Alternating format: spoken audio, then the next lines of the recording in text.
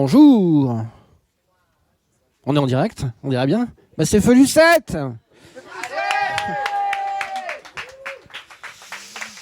C'est Feu Lucette. Feu Lucette, donc. On s'apprête à vous faire une lecture. Alors c'est aussi pour mon cas personnel, pour fêter la fin de saison de Bouquin Bouquine, l'émission des livres et de ceux qui les dévorent. On se retrouvera dès la rentrée prochaine. Et donc Feu Lucette cet après-midi avec un thème très livresque autour de notre amour, disons-le, pour les mots, les livres, les bibliothèques, la lecture. Composé par Lieutenant Dan à la musique, qui improvise. Feu Lucette, le collectif qui vous propose à chaque fois une nouvelle expérience, de nouvelles sensations. Jamais le même thème, jamais le même endroit.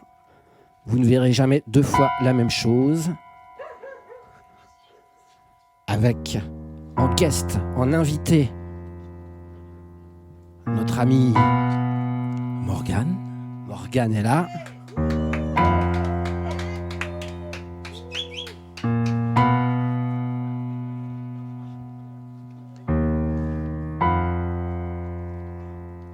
Et Vincent.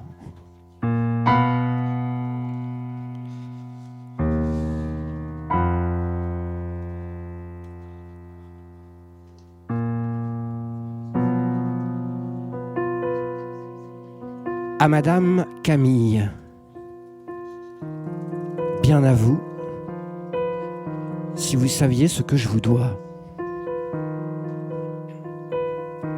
C'était la maîtresse de cette classe de CP de 1987. Elle m'a appris à lire dans des circonstances particulières. Je considère, et en fait surtout je sais, qu'elle m'a sauvé de la vie, d'une autre vie, d'une autre vie pire. Je pense à elle devant ma bibliothèque, à la librairie, dès que j'en ouvre un, alors que j'en referme un autre, à voix haute, quand j'allume mon micro, dans le laboratoire sonore de Bouquin Bouquine, ou bien mutin, quand je lis dans ma tête, allongé sur mon lit. Je pense à elle. Je lui dois de m'avoir enseigné cet ultime pouvoir, avec sa magie à elle et sa recette secrète. Savoir lire est un don, une transmission, un cadeau, une arme, une échappatoire, une chance, une clé.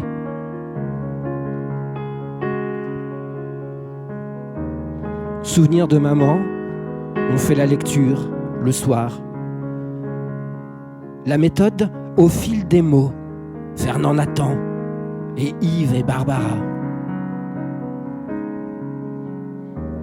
Je me rappelle du jour de pluie, dans la chaleur de la classe, où j'ai appris le mot « camarade » inscrit au tableau. Il me semble depuis mon mot préféré. Les cercles de lecture, on apprend ensemble. Tiens, il n'y a que des filles. On lit en cercle, j'écoute, je lis, déjà à petite voix haute, timide et terrifiée. Et j'ai appris, comme les autres. Je rajouterai qu'elle m'a protégé de la cour et de l'infâme et inextinguible bêtise des autres. Sa tête au-dessus de nous, derrière nos presque pupitres, où les tables de bois avaient encore l'emplacement des encriers d'une autre époque, elle sentait toujours bon.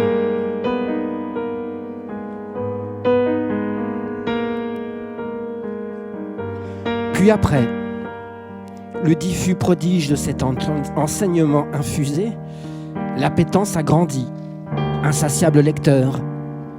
Dans le désordre, sauf pour lui, le premier, c'était Souriceau croque la lune, puis la vache orange, puis les dinosaures, les comètes et l'espace, puis les derniers jours de Pompéi, après la mythologie grecque, puis l'aventure avec un grand A, Robinson Crusoe, le voyage de Gulliver. J'aime lire, explorer, Image Doc, Astrapi, le ballon rouge, Félix le chat, Roald Dahl, Escadrille 80, Fantastique Maître Renard, Perrault et la bête, la barbe bleue. Plus tard, la collection Mythes et légendes chez Hachette et encore, Astérix et Tintin aussi, tout en même temps, Bilbo le Hobbit et de la bande, de ceux dont je me rappelle. Ça y est, je dévore. Comme Souriceau, je touche, je croque la lune. Jules Verne, es-tu là? Ah oui. Je vole comme vole Jonathan Livingstone le goéland, ou l'albatros de Baudelaire, les corbeaux de Pau. Comme un livre ouvert en son sein, j'ai déployé mes ailes, et de page en page, je sais m'extirper, m'envoler, planer au-dessus de la réalité, loin vers des récits nouveaux, ailleurs. Et puis, depuis...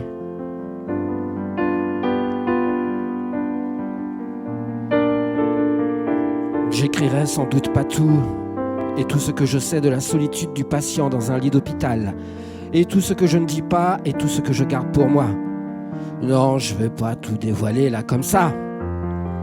Cette grande dame, dans ce petit patelin, elle m'a appris surtout à ne plus jamais être seule, ne jamais patienter en vain.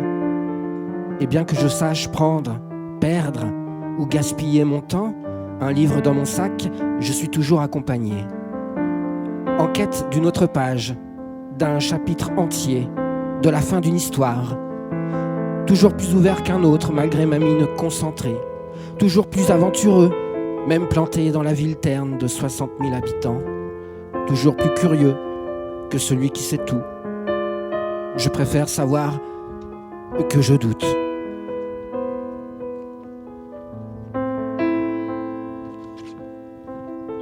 Un peu comme Sisyphe qui porte sa pierre, comme ma pile à lire, la fameuse pale me met la pression.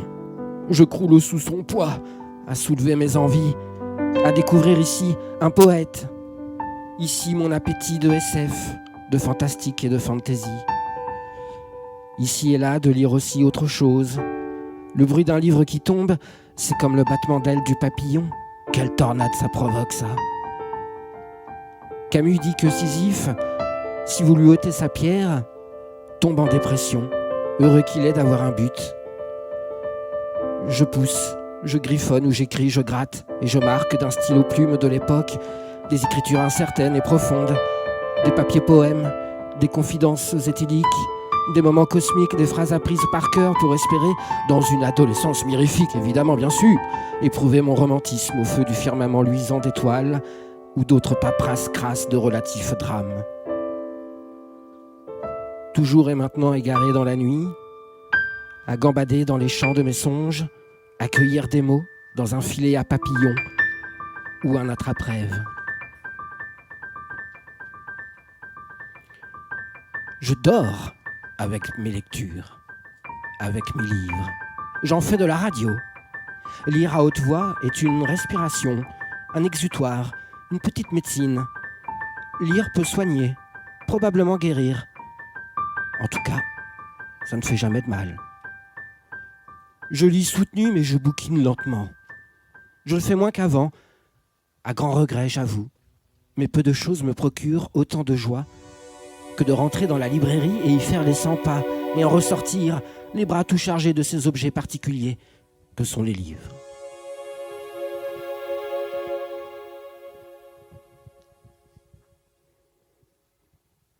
Donc je lis et j'écris.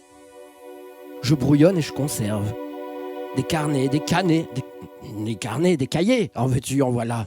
Un vrai marchand de papier. J'écorne les bouts de pages, de là où je suis rendu, ou des passages qui me plaisent. Je renifle les senteurs livresques avec une sensibilité d'œnologue qui cherche du nez les senteurs de papier, les effluves, les parfums, l'odorat du neuf ou la beauté jaune de la poussière, du tabac et du temps qui passe. Je préfère les brochets, les grands formats. J'ai aussi plein de poches. j'emmagasine, je collectionne, je tsundoku. Il m'est arrivé de voler ou de ne pas rendre, donc je prête peu. Je comprends le vice de chacun par rapport à ça. Une fois lu, je garde. J'ai pillé des CDI, je n'ai donc pas de carte de médiathèque. J'ai des livres non lus, des que j'ai lus plusieurs fois, des collections pas suivies, des lectures inachevées, des mauvaises surprises et des cadeaux bonheur qui tombent sous mes yeux à la bonne heure. Je me suis identifié 100 fois et perdu mon jugement pour tout et rien 1000 fois. J'ai craqué avec plaisir, j'ai regretté aussi parfois. Des belles couvertures, des jolies robes, des tartines gourmandes à lire, le résumé, mais qui au final ne donnent rien à manger. On reste sur sa faim. Les classiques ne m'intéressent pas plus que ça. Les découvertes, premiers romans m'intriguent davantage. J'aime les anti-héros, les perdants magnifiques et les clochards célestes. Je vénère dans une grotte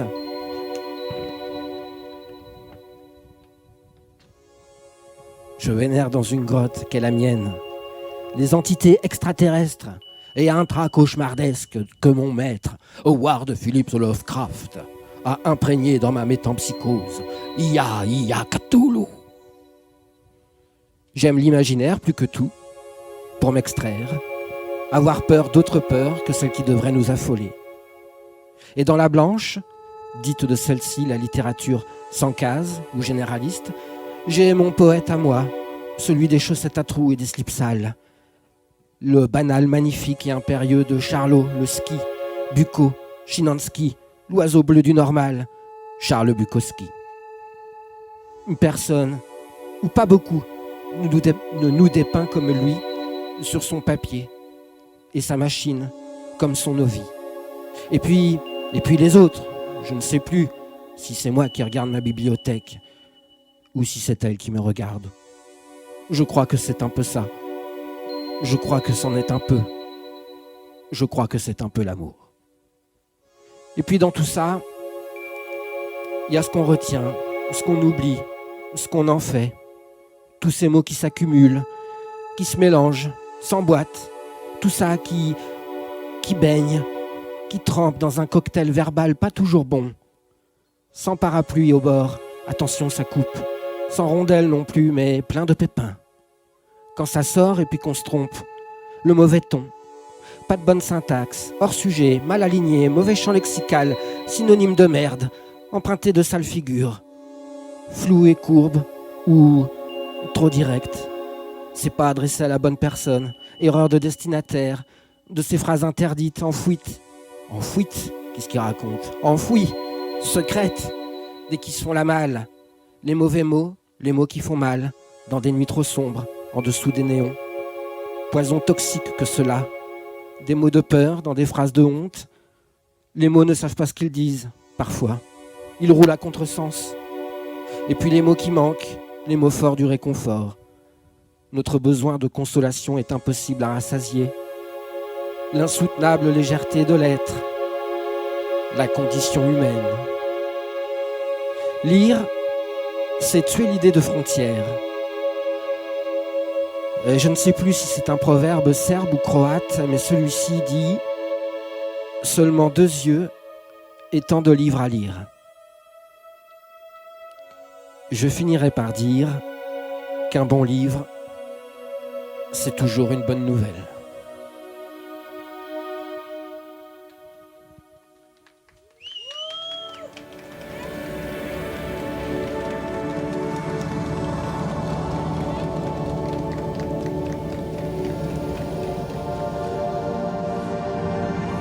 Pour compléter et surtout paraphraser mon camarade, je ne résiste pas à la tentation de la citation d'un livre que j'ai lu il y a peu.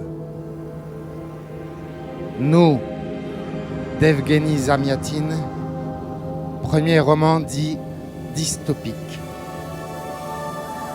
Dans ce roman d'anticipation, dans cette société que l'auteur dépeint comme totalitaire, dans ce monde où toute émotion est bannie et où les femmes et les hommes n'ont même plus de nom mais sont réduits à de simples numéros, il y a cette phrase. L'homme, c'est un roman. Avant d'avoir lu la dernière page, on ne sait pas comment cela finira. Sinon, à quoi bon lire? Je répète, l'homme, c'est un roman. Avant d'avoir lu la dernière page, on ne sait pas comment cela finira. Sinon, à quoi bon lire?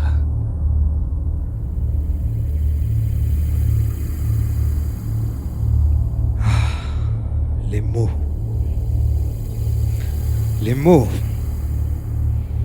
Ils commencent brouillons, mais le temps passe et leurs traits s'appliquent. S'impliquent dans nos rapports aux autres, mais aussi dans nos discours intérieurs.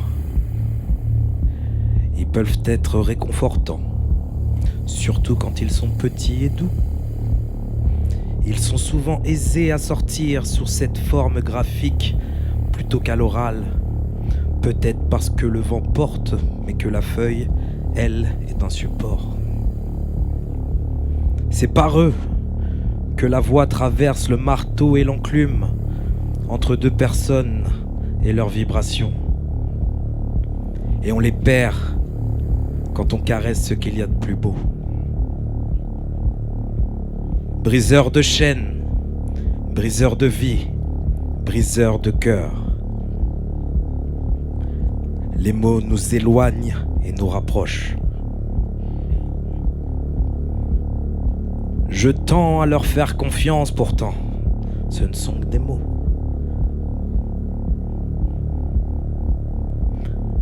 Remémorons-nous le langage adamique. Toute la terre avait un seul langage et un seul parler. Les hommes rencontrèrent une plaine au pays de Shinéa et y demeurèrent.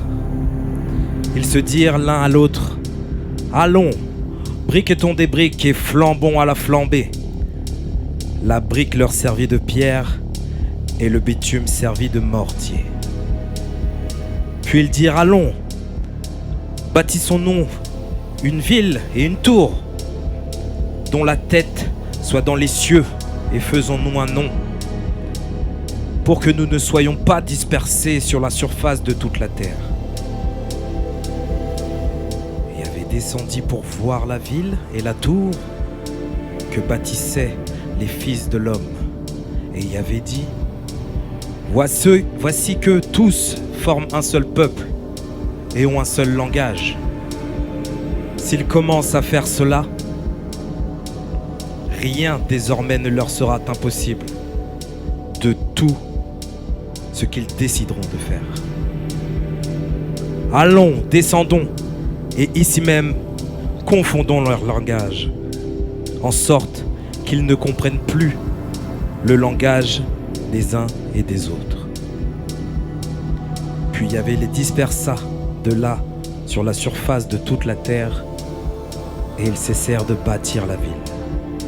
C'est pourquoi on l'appela du nom de Babel. Alors ces mots, incroyables témoins de la beauté de notre diversité, ou source primaire de l'inaccessibilité d'une utopie? Les mots que je vous délivre là prennent une autre saveur et s'imprègnent de vos multiples angles de perception. Mais ces mêmes mots, naissant au rythme de la cohésion du corps et de l'esprit, au bout de ce stylo, cette bombe ornée d'un fat cap, sont d'un tout autre montant. Quand les cris poussent à l'écrit, ces mots prennent vie, formant leur corps de A à Z. Pour cristalliser cette houle intérieure, j'aime les entraîner dans une douce chorégraphie, chantante, multisyllabique.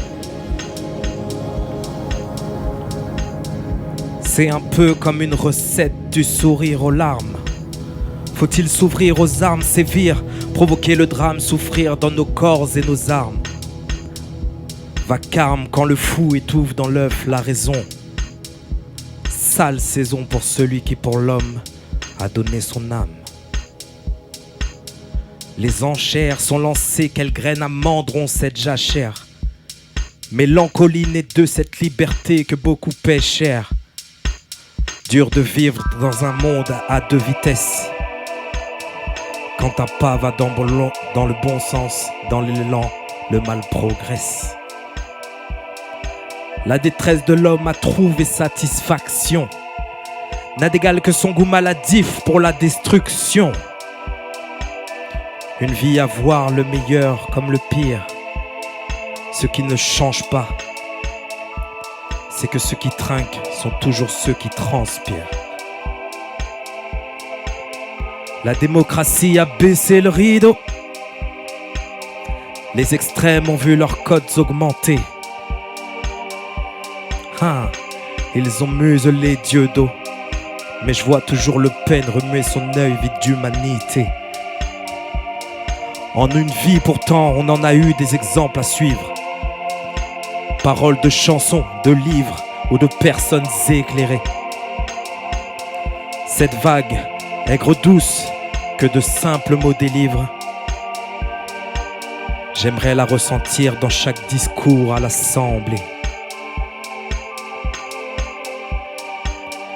Rien n'est indicible pour l'indiscipliné. Vivons par, pour et à travers les mots. Si je devais en choisir deux pour quitter, ce serait pamplemousse et amour.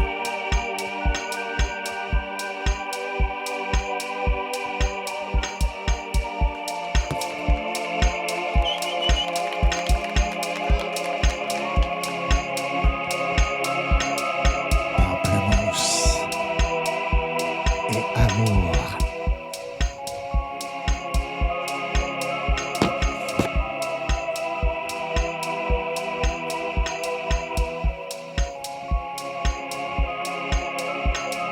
Pamplemousse et amour.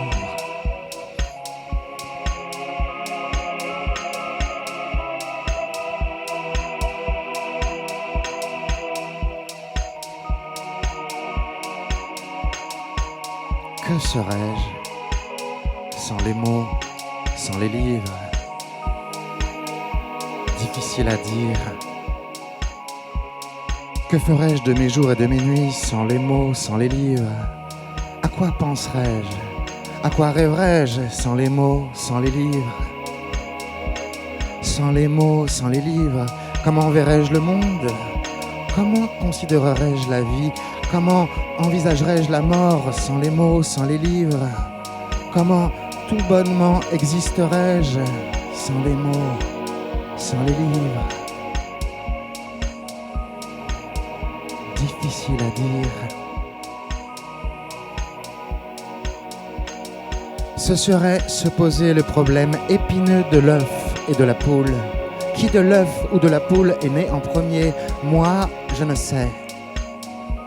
Car ce que je suis aujourd'hui n'est sans doute que la somme des mots que j'ai récoltés dans les vastes champs des librairies en bataille et épis. Qui je suis aujourd'hui n'est sans doute que la somme des livres que j'ai fauchés dans le silence de diverses bibliothèques désolées et désertes.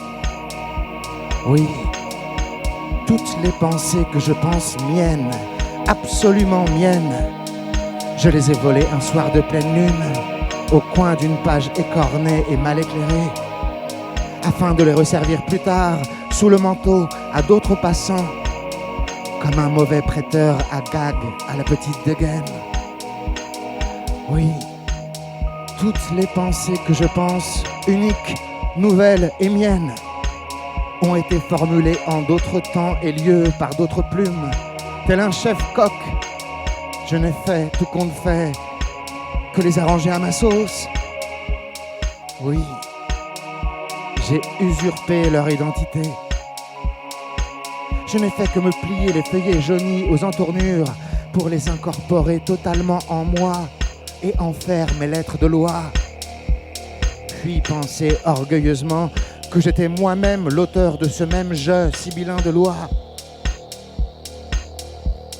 Je n'ai fait, tout compte fait, que me rouler dans les caniveaux célestes d'autres écrits écrins, sans jamais craindre une mauvaise parole ou un mot méchant qui sointerait l'ivraie et la fausse monnaie. Oui, je m'y suis ébroué et blotti. Je m'y suis ébroué et blotti. Jusqu'à ce que mon corps soit magnifiquement recouvert de leurs abondantes sécrétions et de leur boue familière. Oui, j'ai découvert des naphtes spongieuses et de bouillonnantes orfèvreries littéraires qui collent premièrement à la peau et peu à peu s'infiltrent dans les pores et les différents tissus, puis atteignent irrémédiablement les nerfs, les artères, la tête et les sens, si bien qu'elle laisse à l'hémistiche toute la pâte du corps ravi, de manière qu'à son tour, elle puisse sans manière reposer pantoise en paix au panthéon de l'esprit. Comme tomberait en cascade de fuligineuses paillettes un soir de fête, je me suis souvent peint tout l'homme et l'âme de ces granulogrammes, mère de poètes. Les poètes, ces pères-mères hors pair de grammaire loufoque, précise et précieuse, qui soupèsent la livre d'être. Sang, eau, peau, cœur et chair périssable de poche. Sang, eau, peau, cœur et chair périssable de poche.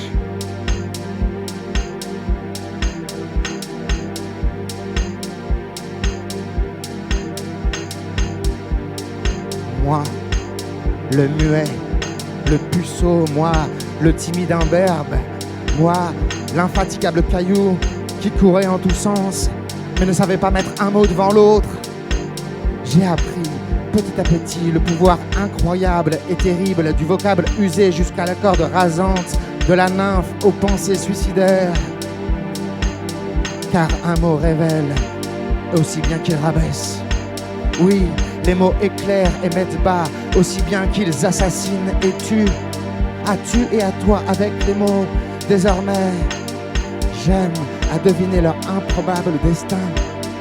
En apprenant encore et encore leurs perturbantes origines et leurs insondables mystères, je les fais rouler longuement sous mon cerveau, mon palais et ma main. J'aime à goûter maintes et maintes fois, la moindre de leur sonorité, comme si je savourais de riches plats exotiques qui surprendraient par leur rondeur, par la fraîcheur revigorante de leur fumée et par leur étrange association d'idées biscornues et de réalités communes. Des lieux exubérants, les mots des lieux cordiaux de mains courantes alignés au cordeau, où l'on peut trouver terre ferme pour notre tête ballante, ballottant toujours entre deux chemins et balais à venir, à choisir entre deux mots. Je préfère celui du balbutiement maladroit que celui du malin mutisme. Oui, je ne sais si je pense ce que je pense aujourd'hui pour avoir lu certains auteurs, ou si j'ai lu certains auteurs parce qu'ils mettaient justement le doigt sur ce que je pensais déjà. Et que dire de l'amour ? Comment vivrais-je l'amour si je n'avais lu quelques romances ? À qui appartient donc tous ces sentiments que je considère miens et rien que miens, alors qu'ils ne sont sans doute pour la plupart que des ratures d'autrui et des coquilles d'ailleurs que je préfère taire. Oui, qui de l'œuf ou de la poule ? Qui de la poule et de l'œuf ? Je ne sais. Mystère bleu. Mystère bleu et boule de gomme. pâte à modèle, passé de mode, ordre. Mystère bleu, des boules de gomme, pâte à modèle, passé de mode, ordre. Mystère bleu, des boules de gomme.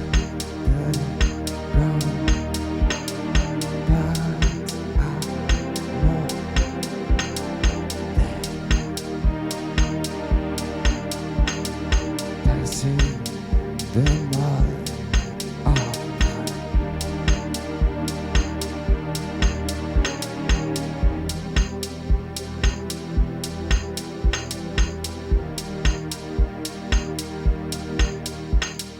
Ce que je sais, par contre,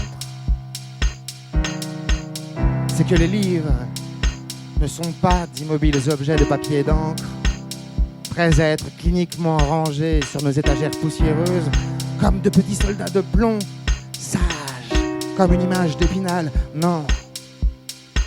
Les livres sont de véritables êtres de muscles, de nerfs et de bile qu'il faut se passer de main en main et de bouche à oreille, comme une bille brillante et brûlante, ayant le pouvoir de déboulonner secrètement les bases de l'humanité même.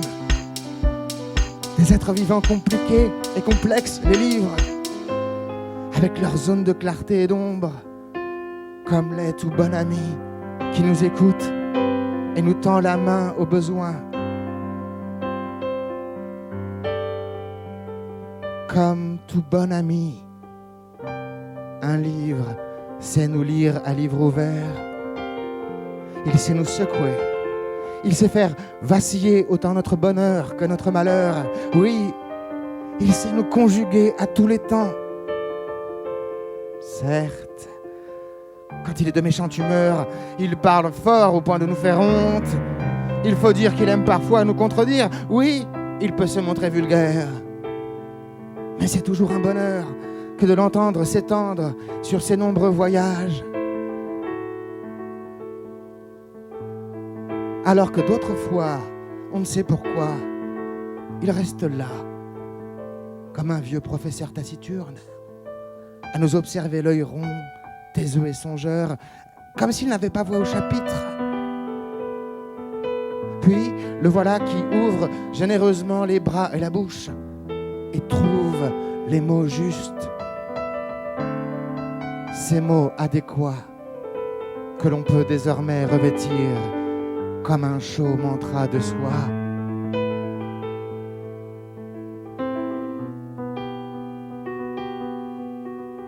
Un chaud mantra de moi.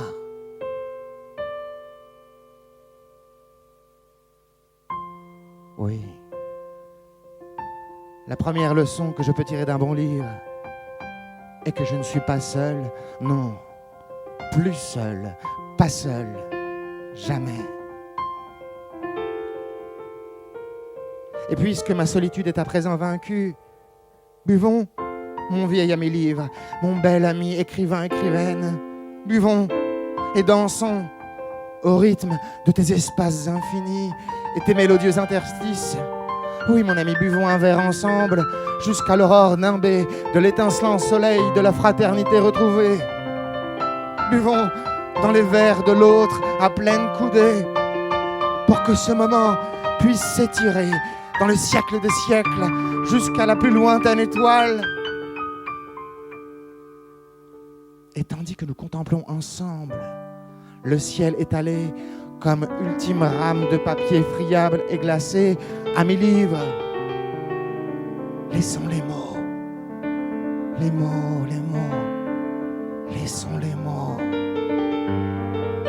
l'émotion s'installer entre nous. Oui, l'émotion, qu'elle coule et grandisse entre nous à fleur de beau.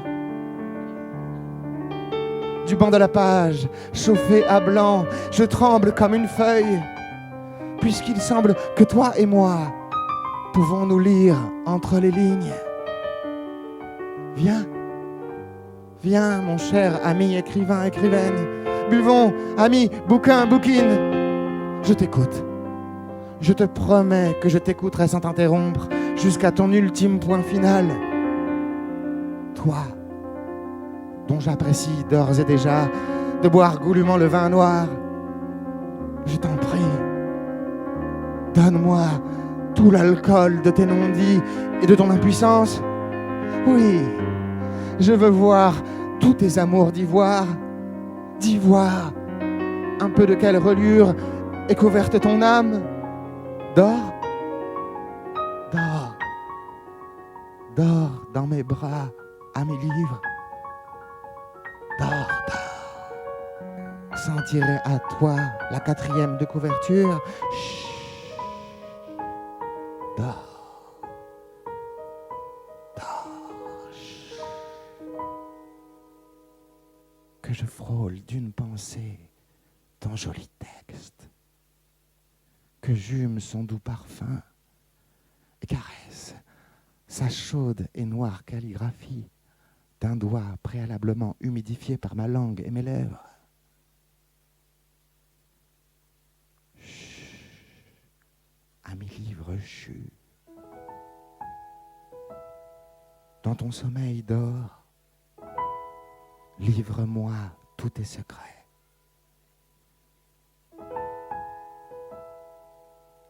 Livre-moi tous tes secrets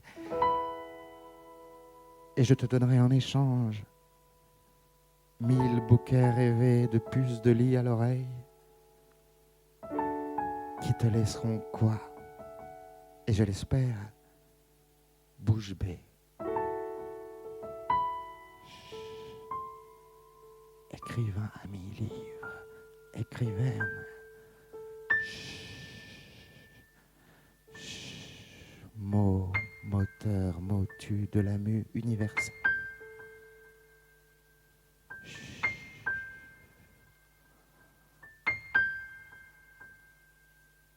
Ronronnons à présent à l'unisson,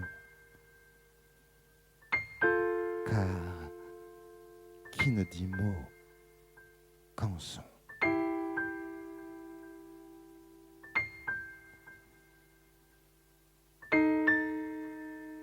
Mot qu'en son.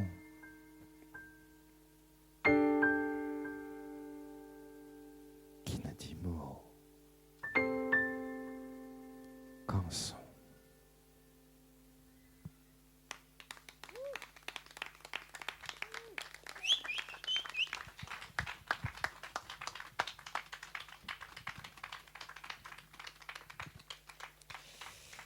Merci. C'était Feu Lucette. Je répète les noms de mes acolytes. Lieutenant Dan à la composition et à l'improvisation musicale.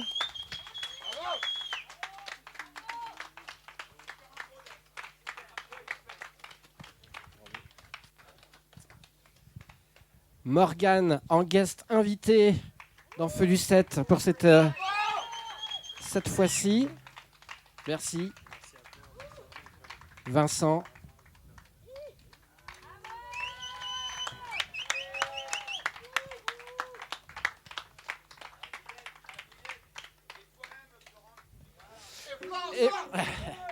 Et du bruit pour Flo, s'il vous plaît.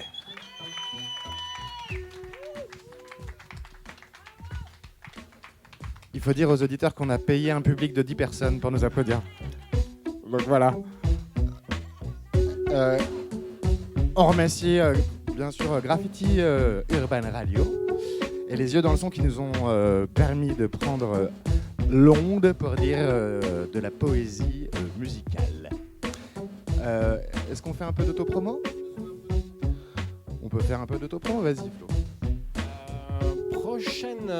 Prochain Feu Lucette en direct de la plage. Plage du Casdelot, oui. Plage du corps de garde, hein, si je dis pas de bêtises, c'est ça.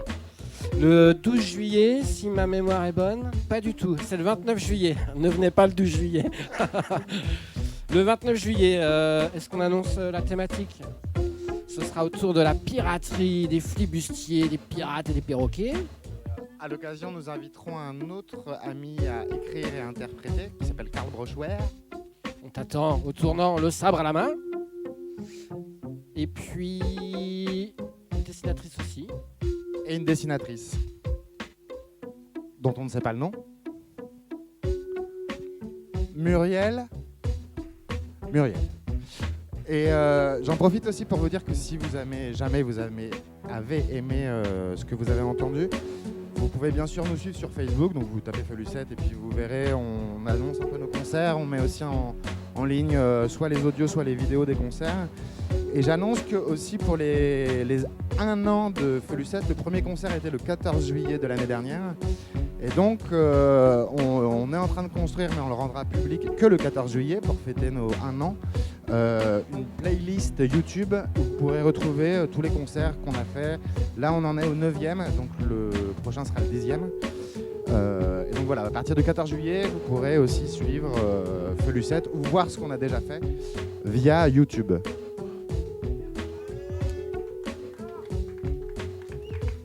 Je vais rendre les platines à l'antenne.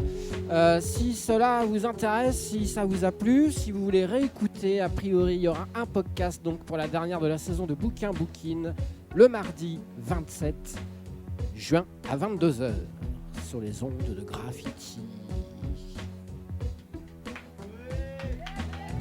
Merci.